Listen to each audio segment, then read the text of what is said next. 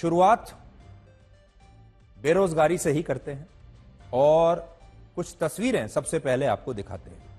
आज इस कैंप के पहले ही दिन 133 नौकरियों के लिए पिथौरागढ़ में 18,000 युवक परीक्षा देने के लिए पहुंच गए। यानी टेरिटोरियल आर्मी में एक नौकरी के लिए 159 युवाओं की लाइन लगी है और इस परीक्षा में सफल होने की दर यानी सफलता दर सिर्फ 0.6% है।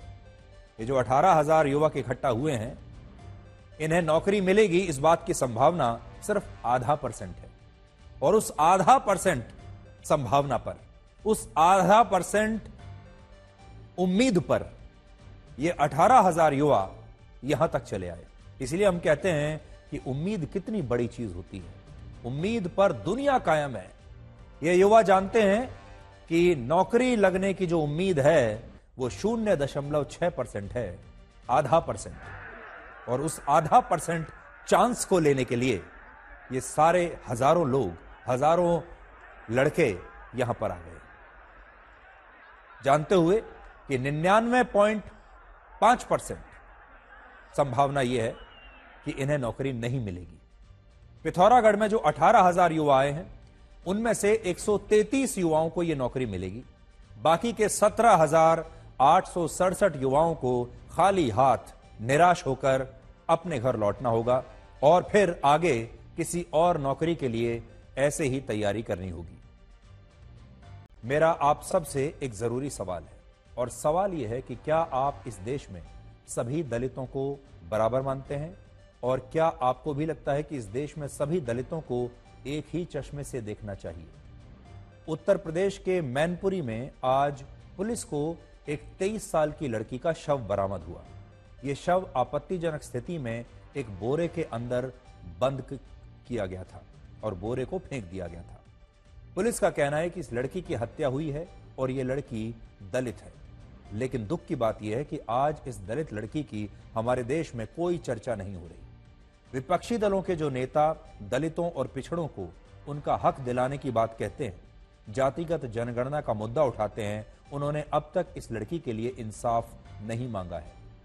आज अगर ब्लैक एंड व्हाइट में हम आपको ये खबर नहीं दिखाते तो शायद आपको भी ये पता नहीं चलता कि उत्तर प्रदेश में आज एक दलित लड़की की हत्या हुई है और यह हत्या भी जिस कारण से हुई है, यह कारण बड़ा गंभीर कारण है।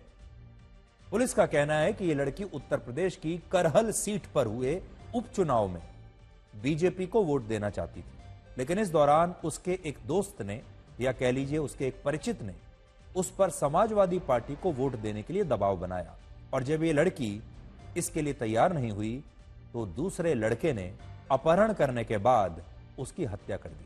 वो विश्लेषण जिसका शायद पूरा देश इंतजार कर रहा है, चुनाव का विश्लेषण।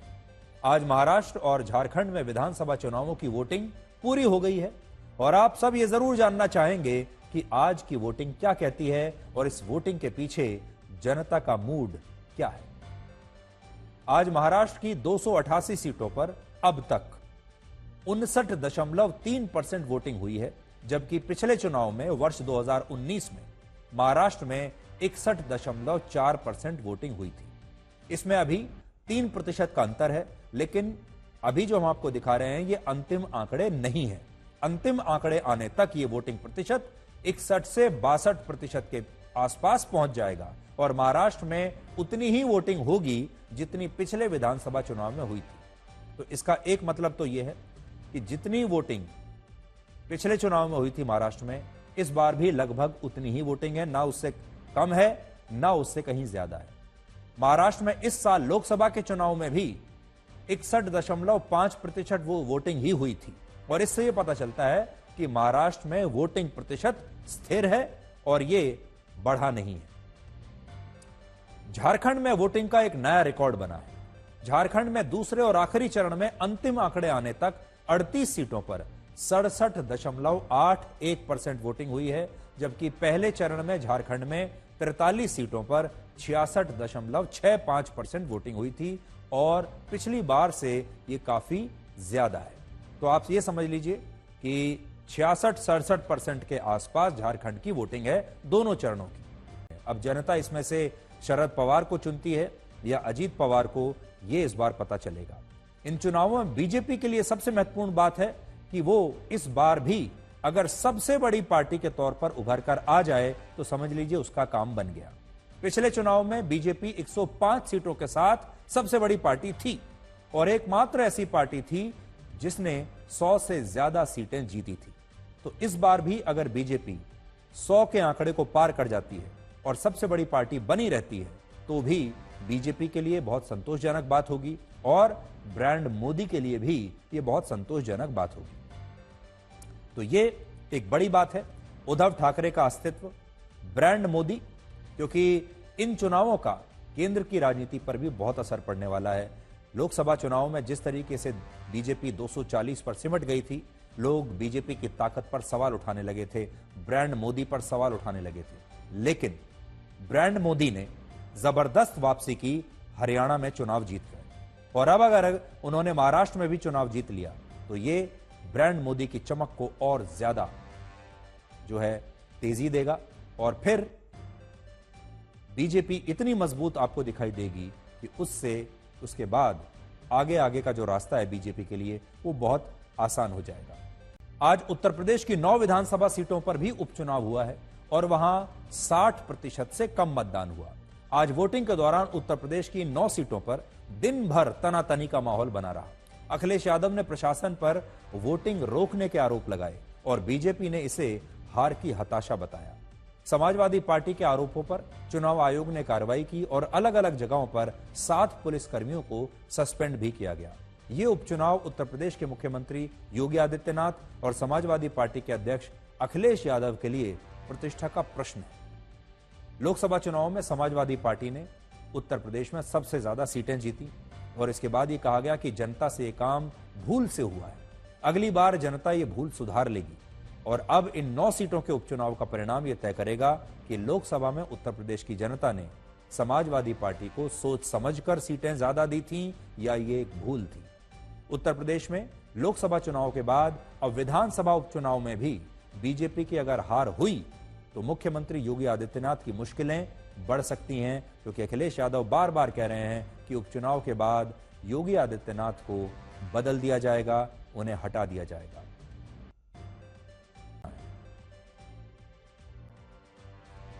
अब हम आपको यह बताएंगे कि आज अमेरिका और चीन में प्रधानमंत्री मोदी के गुयाना दौरे की इतनी चर्चा क्यों हो रही है।